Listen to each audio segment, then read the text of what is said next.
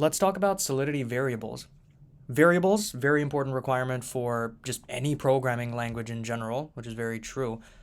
Solidity obviously uses variables as well. It's essential to observe that variables are essentially just reserved memory locations. They store values. They're memory locations to store values. So inherently, you can reserve a certain amount of space in memory through the creation of a variable by typing var. The sheer variety of variables required in Solidity, yeah, it might make you think, okay, this language isn't actually as easy as everyone says it is. But this is what coding is. You literally just everything is Googling, going on GitHub, and literally just go on the Solidity website and everything is listed out for you. But let's talk about the types of information that you can kind of store, the types of values that you can store with variables. So a user can store information related to data types, characters, floating points, double floating points, wide characters, booleans, integers, all kinds of stuff.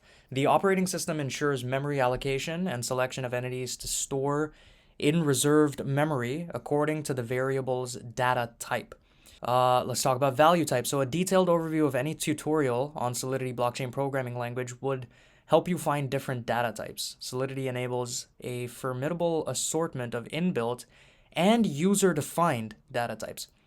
So here's a couple of important ones. There's the Boolean. There's signed and unsigned integers. Signed integers from 8 to 256 bits. Unsigned integers from 8 to 256 as well. Signed and unsigned fixed point numbers, which can vary in sizes. Signed fixed point numbers represented by this right here, in which M represents the number of bits accounted by type, with N representing decimal points. So M must be divisible by 8 and range from 8 to 256, while N could vary from 0 to 80, and the value of fixed is similar to fixed, 128 by 18. Unsigned fixed point numbers, represented by this right here, U fixed, M x N, with M and N representing, again, the same exact thing as above. So M would be, the number of bits accounted by type. N would be decimal points, 8 to 256, 0 to 80. The address element of the Solidity tutorial, this refers to the 20 byte value, which represents the size of the Ethereum address. An address could basically help in getting the balance by using the method of dot balance. The method could help in transferring the balance to other addresses through the dot transfer method. Here's an example of the use of an address in Solidity.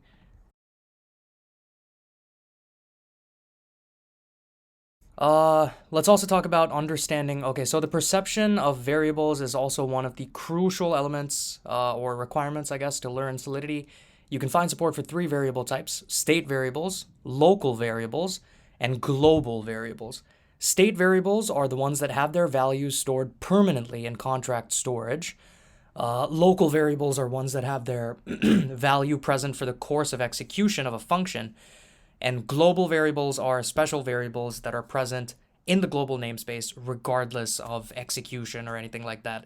And they help in obtaining information regarding the blockchain. It is important to verify that as a statically typed language, Solidity requires a specification for state or local variable type at the time of declaration.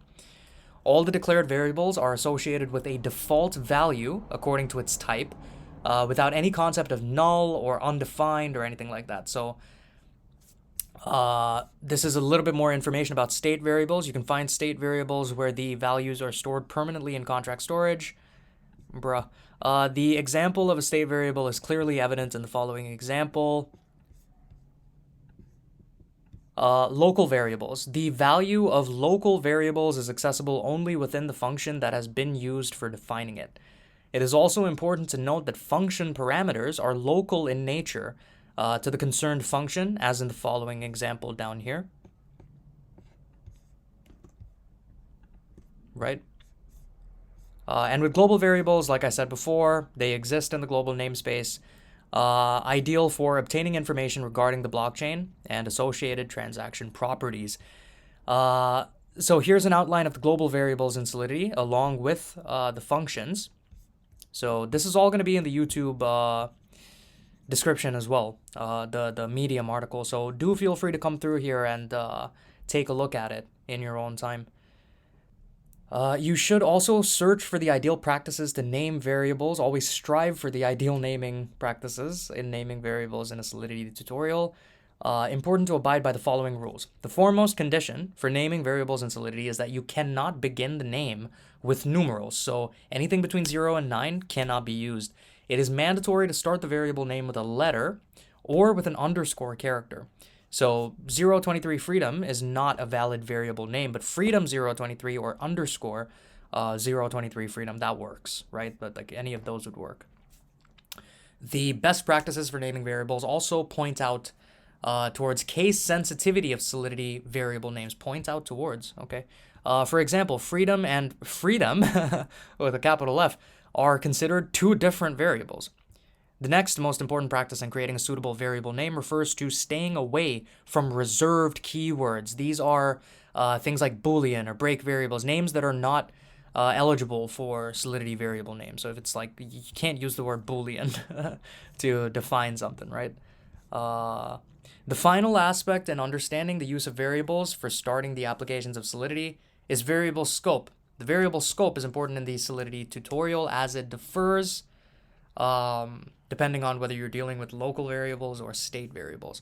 Local variables are restricted only to the function where they are defined, while state variables refer to public, private, and internal scope. It's possible to access public state variables internally through messages, while private state variables are open for access internally only from the current contract. Internal state variables allow for internal access only through the current contract. That has been a bit of background on Solidity variables. Hopefully you learned something. If you did, leave us a comment. If you didn't, leave us an angry comment. Yeah, thank you so much for your time. I will catch you guys on the flip. Bye-bye.